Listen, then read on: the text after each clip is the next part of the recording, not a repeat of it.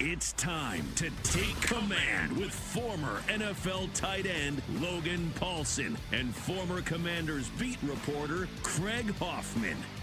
That was not the ending that anybody in particular had in mind. The Commanders' magical run is over. We're talking about it live on YouTube at the Team 980, at Craig Hoffman, at 1067 The Fan. Hoffman solo for this one. I'm going to try to corral my thoughts. Wrote a couple things down on the game, on the season as we go. Well, that sucked. That was no way for that season to end. It was no way for a team that did such a good job of taking care of the football, so a team that competed to the bitter end at all time, a team that frankly didn't get blown out outside. Like the last time they really got blown out was week 1 against Tampa. And that was, I don't even know if you want to call that a blowout. But this got real ugly late, I think, in part because Dan decided to continue to compete, to be who he was. He wasn't going to punt on a 4th and 12 and take the cosmetic upgrade of the scoreline, and I actually give him a lot of credit for that. But at the end of the day, it's a lot to a little, and the Commanders just could not get anything going offensively in the second half, and they couldn't get anything going really in the first half when they had a real chance to take, I would say, even control of this game, thanks to the fact that they could not hold on to the magic bean. There was a lot to take away from the Eagles' Week 16 game for Washington, and a lot of good things to obviously take away because they won that game, and they won that game despite 5 turnovers. The lesson from that game, in the snarkiest way I could possibly say this, was not to commit 5 turnovers again. That was not the thing that should have carried over, and I think it's hard in a game like this and in a moment like this to not obviously put everything in the larger context because the season's over. There are no more games. It is always jarring at the end because it's just over. Like there's no adjustments to make for next week. There's no okay, let's see what they can do a week from today.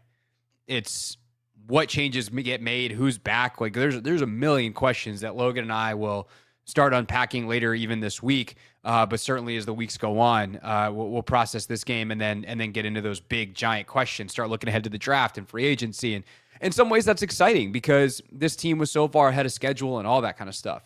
But I think really a lot of today's game comes down to a lot of the problems that we thought this team had coming into the season, and that's really cool because we never thought that they could get to this point. Like in a way, it's a triumph because the things that they just could not fix were the things that were the root cause, I think, of a lot of their issues in the end. And the fact that they were able to stave off that reality until they were one of the NFL's Final 4 deserves an immense amount of credit to Dan Quinn, to Cliff Kingsbury, to Joe Witt, on down the list. And frankly, up the list, Adam Peters, the way he was able to plug some of these holes, the way that they had visions for some of these players. But in the end of the day, man, like they needed a corner who could cover A.J. Brown.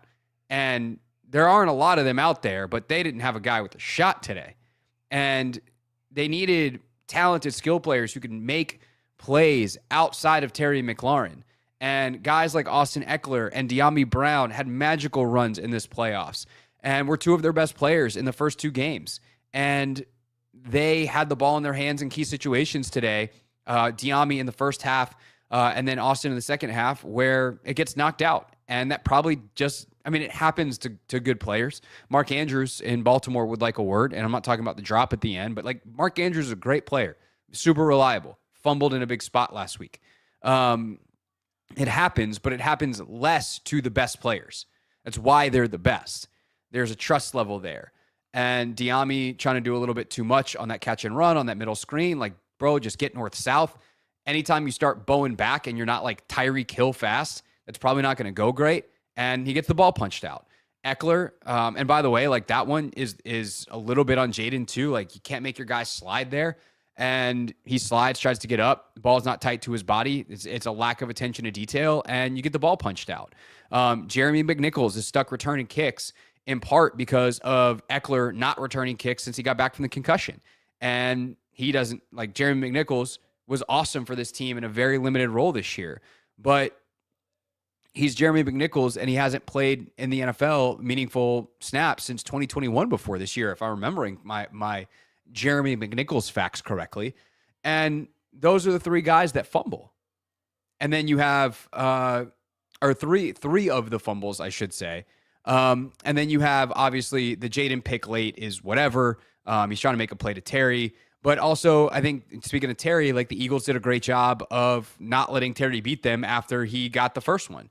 And so the Eagles just did a tremendous job capitalizing on Washington's mistakes. In many ways, this was a deluxe version of what Washington did to Detroit last week. And let me tell you, it does not feel very good to be on the other end of it. It feels real good to be on the Washington versus Detroit end, on the Philly versus Washington end. To be on the Washington end this week doesn't feel great at all. But ultimately, this game's lost in the first half. It's lost when you have a chance. And, even that first drive, man, I mean, this is so long ago at this point, but you go 18 plays, you get 2 fourth-down conversions. You ultimately decide on a 4th and 3 to kick the field goal. I'm fine with it. You go all that way and get nothing out of it. Like, that would suck. You're in much more makeable range for Zane Gonzalez. I heard Brady on the broadcast be like, "Oh, why would you kick it now?" It's like, well, because the other field goals were not ones that you really trust him to make.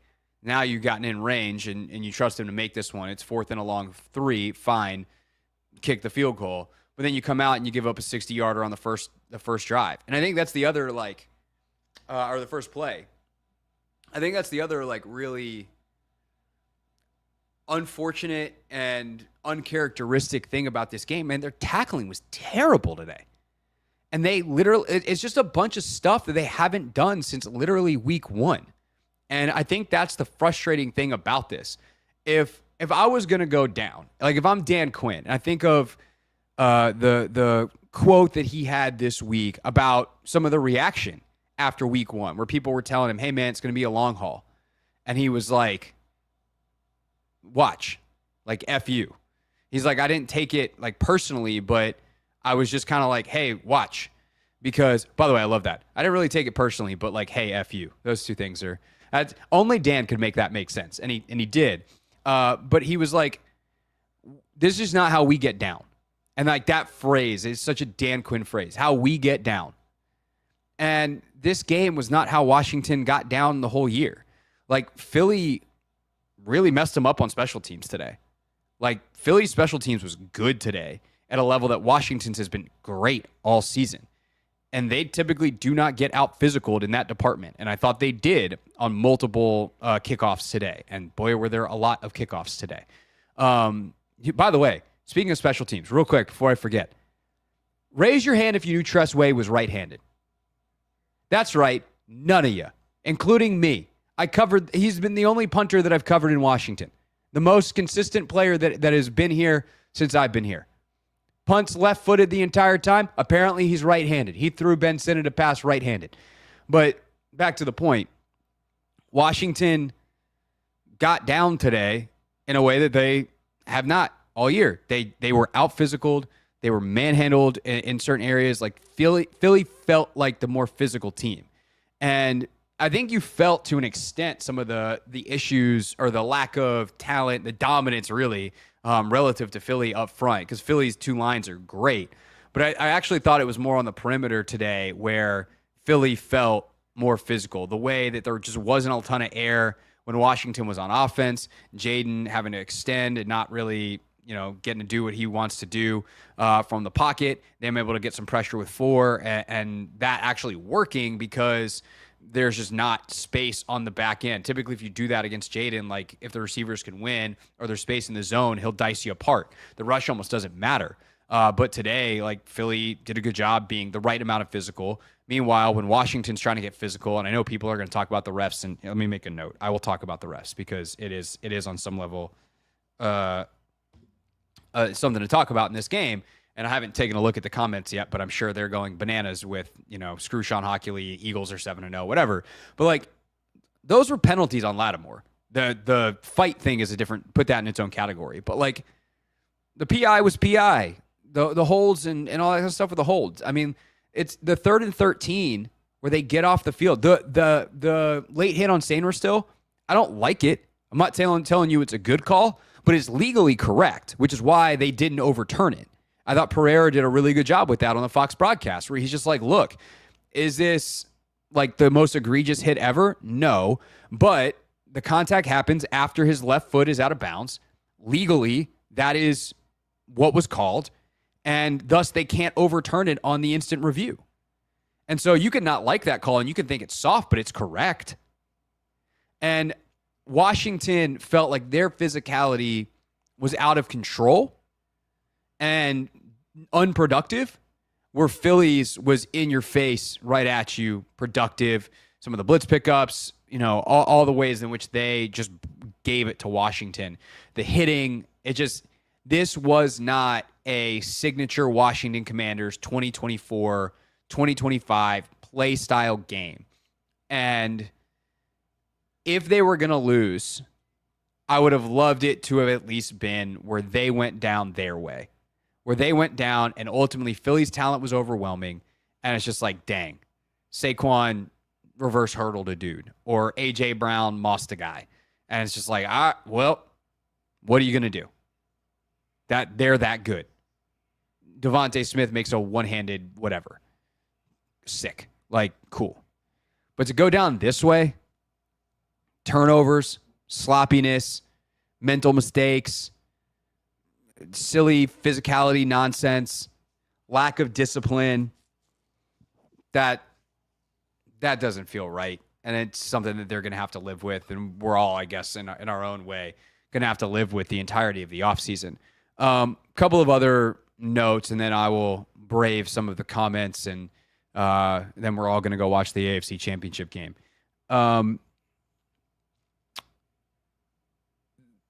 Terry disappearing in this game was something that I am excited to excited is not the right word. I'm intrigued to dive into with Logan and the film when we get there, which I'm not going to guarantee is Tuesday. I'm in no rush to watch this film. But we'll see. But it didn't feel like there was a concerted effort to get McLaurin the ball in the way that there has been in a lot of games. He gives them so much energy when he's involved. And you felt that because he scores the touchdown at 7:08, I think it was, in the second quarter. And then they don't touch the ball again until that 39-second drive at the end of the half, where Jaden was just insane in the first half. It's hard to understate or overstate how good he was in the first half. And unfortunately, because of the McNichols kickoff return fumble, the Eagles just get back-to-back drives in between. And Terry's not involved for this huge late stretch of the second quarter. And then, like, the whole start of the third, he's not a part of the game. And it really wasn't until that catch that he had on the relatively meaningless drive late, the one that ultimately ends when Jaden just chucks it up for Terry at the end and Mitchell gets the pick. I think that's his only catch of the second half. Like, that's not good enough. And so that is something that they got better and better and better and better at as the year went.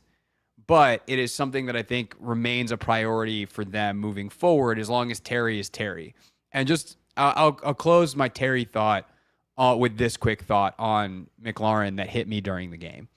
We've talked about how guys like Diami have gotten better. Like they're just literally better players than they are or they were when they got to camp this year or when they broke camp this year. And we've talked about some of the rookies and obviously Jaden and his improvement week over week. We've chronicled on Take Command here.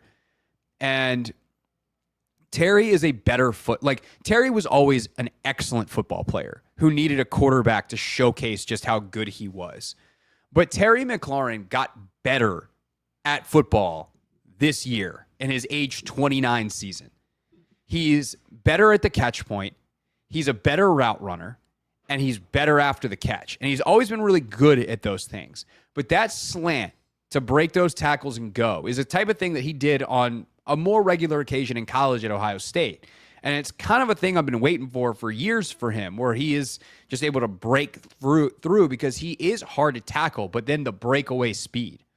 And I was like, I don't know, maybe he's just not 22 years old anymore, and that happens to most guys not named Saquon Barkley. And sure enough, Terry today and last week has 2 monster catch and run touchdowns where he runs away from people. And we've seen the vertical speed over the top for years. But to see it as a ball carrier here late in the season makes me excited to see what he can do next year. Can he break even more long ones? Terry finishing the season 82 catches, 1,096 yards. He's second in the NFL in the regular season with 13 touchdowns, and obviously tacks on 1 in each of the 3 games here this weekend, or in these playoffs this month in January. All right. I guess last thing from the game, or I guess last 2 things from the game. One, I kind of talked about this a little bit earlier, but just a real hat tip to Dan Quinn on how he managed this game. And you're going, hat tip to a guy who lost 55-23? Yeah. Hat tip to a guy who lost 55-23. The fake punt early takes guts. The 4th down decisions take guts. But this is who they were. And he fully embraced it the deeper and deeper the season got.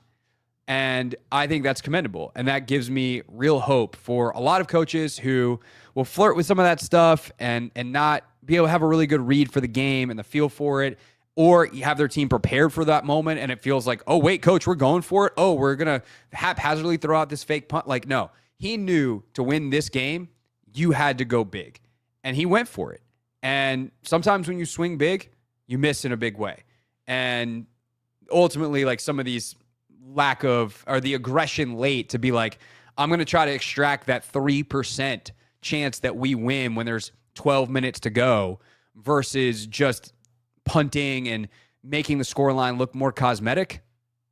I commend Dan for his competitiveness. That's who he's been the entire season. And I for one, appreciate that. And I think that's going to do this team really good in the long haul. Okay, the part you've all been waiting for, the refs. Sean Hockley and his crew missed a lot of key calls in this game, and most of them favored the Eagles, and that really sucks because a lot of them came at really critical junctures of the game. A lot of them came on Eagles scoring drives. Everything from the obviously the biggest one feels like the Saquon Barkley hold that gets missed on Luvu on a big play, but earlier than that, even there is the Devontae Smith missed catch on the sideline where his foot comes down out of bounds. And there's like 6-7 other calls in the game that are questionable. And obviously the physicality between Lattimore and A.J. Brown, where they just call a foul on Lattimore. Like, are you kidding me? What a wacky one that is. And so there's just a lot of different stuff in this game that sucks on that front. I think when you lose by this margin, it's really hard to complain about the refs and say they're the reason that you lost.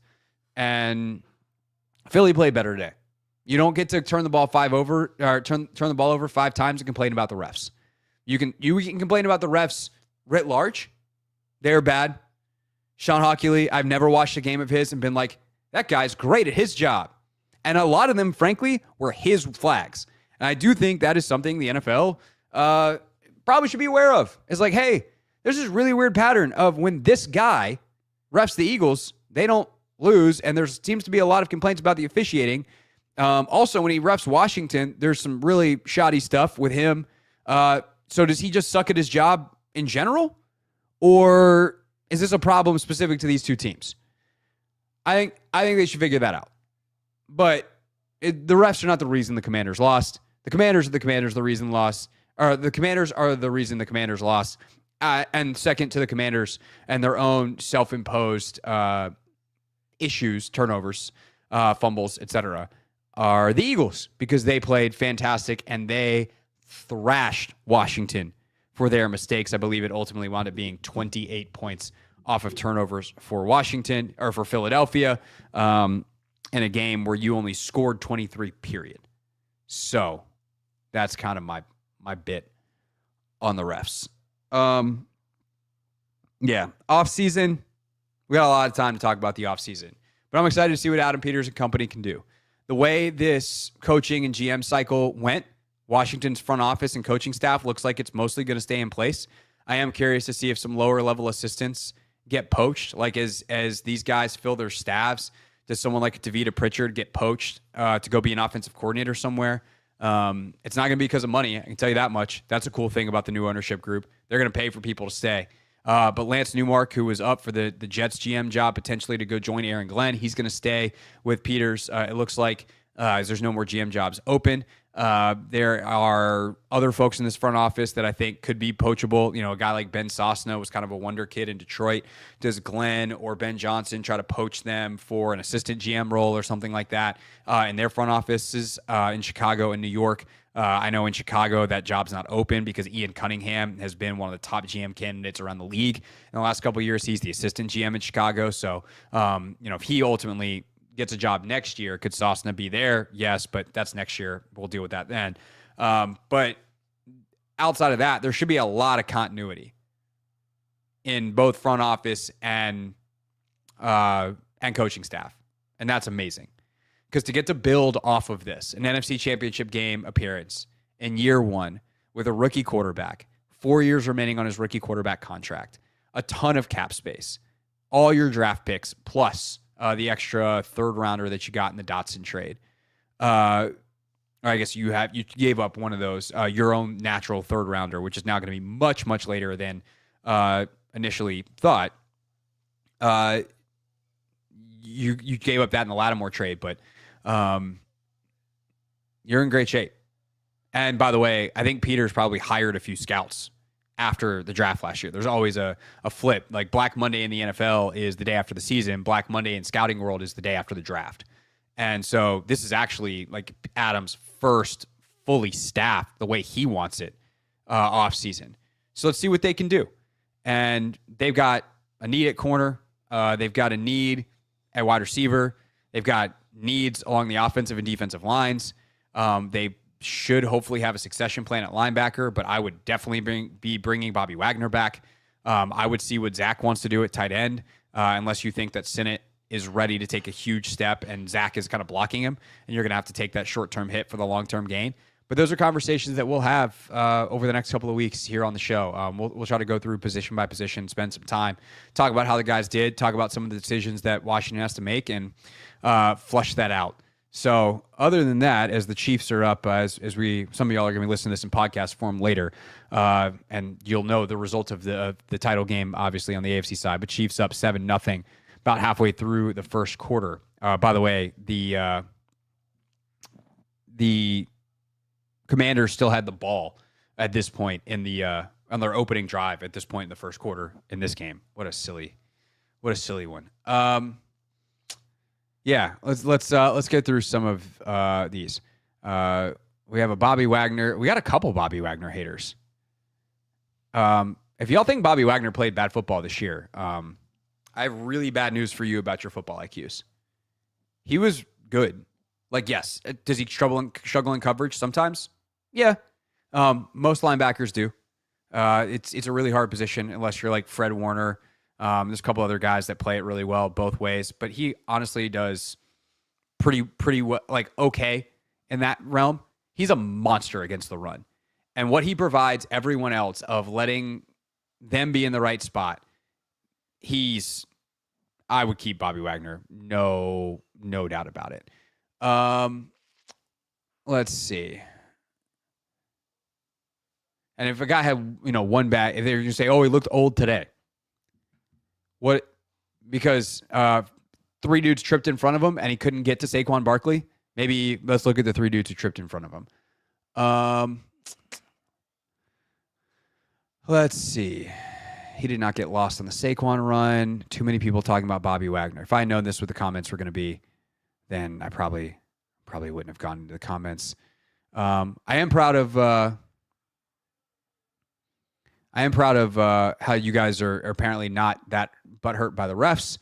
That's a good job. Yeah,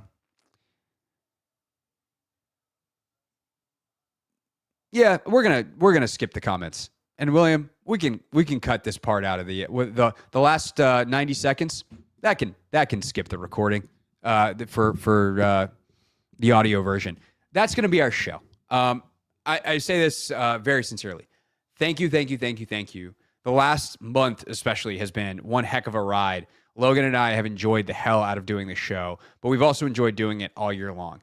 getting to watch good football this year was so rewarding after, for me, almost 10 years. I think this is my 10th season covering the team, going back to 2015.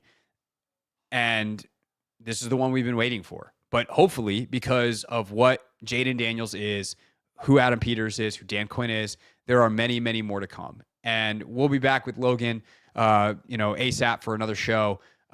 This was a tremendous, tremendous season. That was so much fun. I learned a lot, getting to cover a different style of offense and getting to see a different head coach. Like it was all a big learning experience. And I think hopefully it definitely made me smarter about football. I know Logan, who knows more football than anyone I know, he felt the same way, getting to learn from watching. And we hope that you guys learned something along the way and also, enjoyed a couple laughs and genuinely enjoyed it. This isn't meant to be for as nerdy as we can get. We're not two professors out here. And, we joke about Professor Paulson, but we're not trying to put on some kind of dissertation. It's a show. We have fun. And the off season is really fun as well. So we'll definitely have a good time. We'll do plenty of mailbags. So get your questions ready. And other than that, we'll see you either for another wrap-up show with Logan on Monday, or we will do either a tape review show or just kind of a general show on Tuesday. And then we'll get back into the tape from this one eventually. We will look at it. Promise on that. So with that, that's our show. Thanks a ton for listening and watching all year long. Again, off season is going to be mega for us. So, and there's nobody who's better on the draft than Logan. So you're definitely going to want to subscribe if you haven't already. Take command wherever you get your podcasts or on YouTube at the Team 980, at 1067 The Fan for full episodes, or at Craig Hoffman. I post clips there as well.